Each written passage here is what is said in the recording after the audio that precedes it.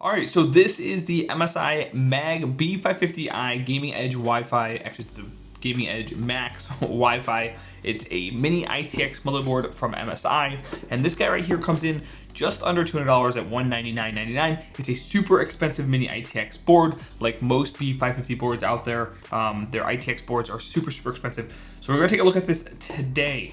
Now, flip to the back really quick because there's some important stuff here. So we're gonna see this has the Frozr heat sink, right? It has like a little fan to help cool down your M.2 slots, your main one. It has an 8+2+1 power design, and it also has 60 amp power stages per phase as well. So it's gonna be a really beefy, and it's gonna be sitting at that like tier A on the LTT tier list if you're curious about that as well. It has some front type C if that's what you wanna do. It has 2.5 gigahertz LAN, and it also has Wi-Fi 6, which I think is the more important thing right here. Wi-Fi 6 is a massive improvement over Wi-Fi 5, so I'm excited to see that here as well. And then you also have support up to 4K 60 hertz for HDMI 2.1, and that's if you have an APU in this system like the 5600G or the 5700G. And it's a good time to mention that this does not support at all, it does not support the 3000 series APU. So the 3200G or the 3400G will not work with this board. And I went to the website, and according to the website, it only works with 3000 series Ryzen chips or newer, so 3000 series chips and 5000 series chips, as well as the 5000 series APUs. No other chips will work with this system. So let's go ahead and open up this motherboard and take a look and see what it comes with. So motherboard itself sits on top. We'll get to that in just a moment. But first, let's find out what's underneath it. So underneath it, you're gonna get like a little badge, your MSI badge that it typically come with. You get made for gamers and creators. That's like a product log. That's lame. You get a CD.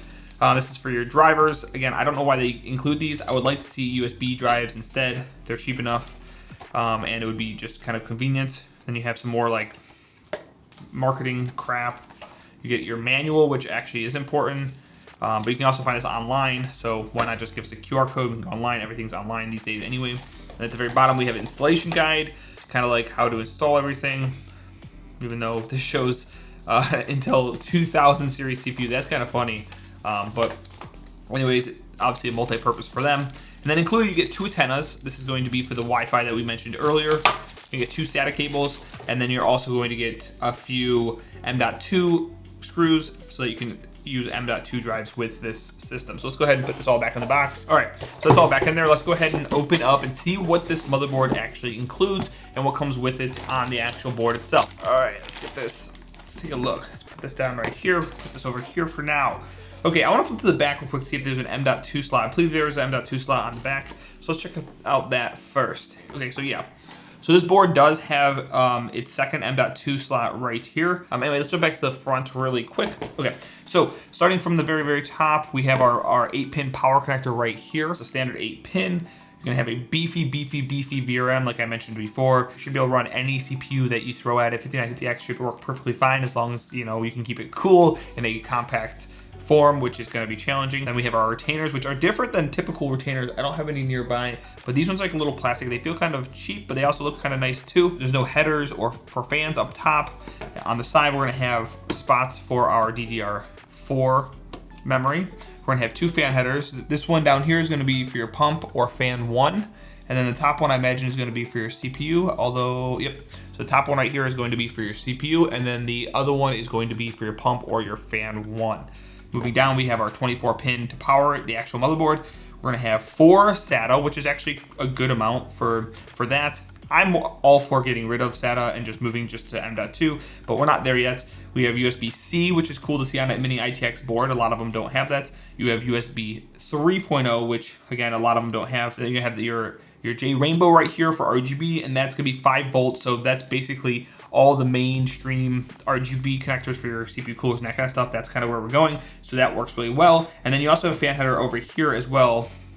You can't really see it. It's gonna be really hard for you guys to see it, but it's right next to the DDR4 slots, as well as your fan for your chipset / your M.2 drive. There's gonna be another header there. Underneath the fan header, we're gonna have our PCIe 4.0 lane. So this is gonna be PCIe 4.0 because this is B550.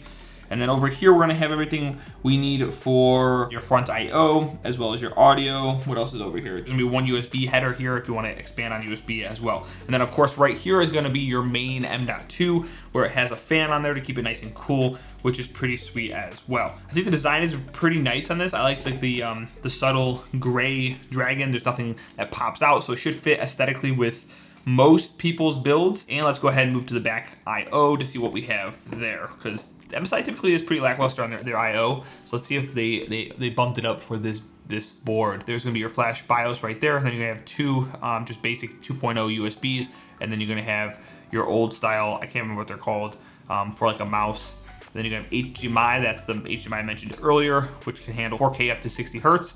We're gonna have our Wi-Fi 6, which is right here, which is also labeled right here on there, 6, to show you that it is Wi-Fi 6. Most times we're gonna find Bluetooth here as well, so you should be able to hook up Bluetooth devices to this motherboard without an adapter. This is going to be, looks like USB 3.1 or 3.2 right here, then two USB 3.0s, and then USB-C, obviously. And then we're gonna have a clear CMOS button, which is pretty cool. I like how we have clear CMOS right here. This is the 2.5 gig Ethernet I mentioned before, and then you got your audio stuff right here, which is pretty awesome. And you also have your backplate that's already attached to it, which I personally really love. I hate just not having a backplate that's just attached to the board itself. So yeah, this is the MSI B550 Gaming Edge Max Wi-Fi. Let me know if you have any questions or things you want to know about this board down in the comments below. And thank you so much for watching. I'll see you guys in the next one.